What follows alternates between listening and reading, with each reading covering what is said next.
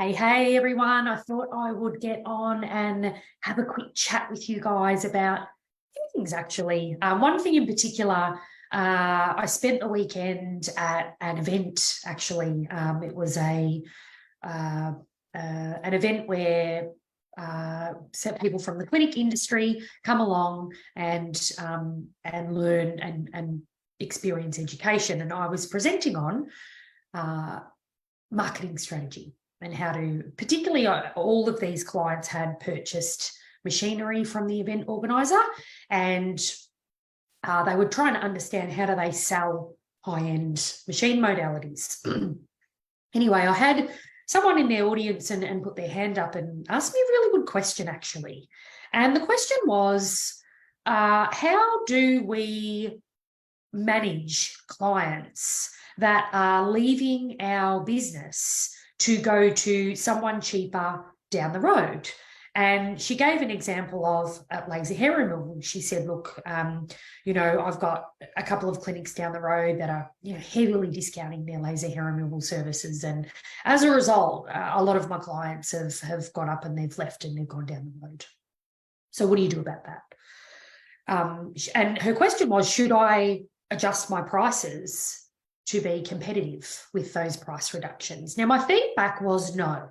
So pricing yourself against people that are heavily discounting services is pretty much a race to the bottom, right? That's kind of what happens. Everyone races to the bottom and no one wins, right? So I definitely do not recommend race to the bottom.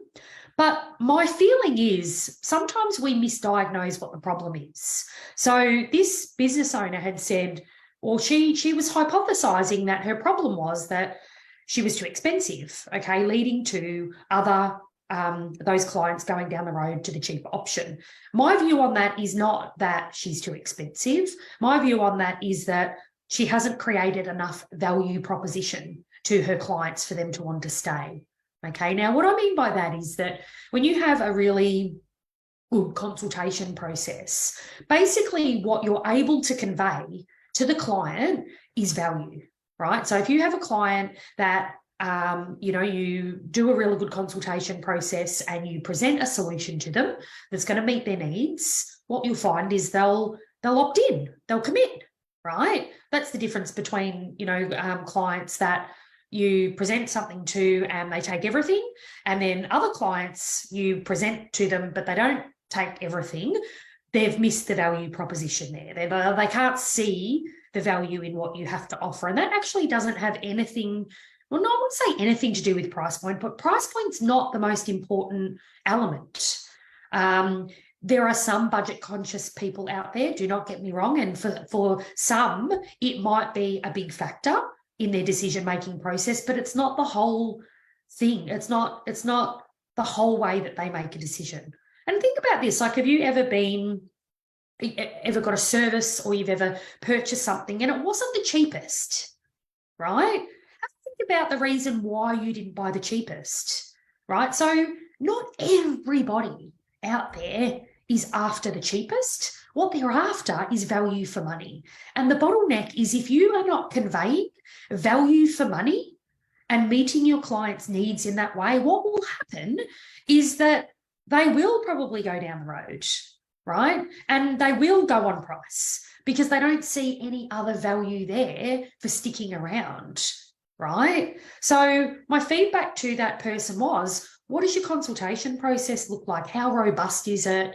Are you asking questions to get a really good understanding of client needs?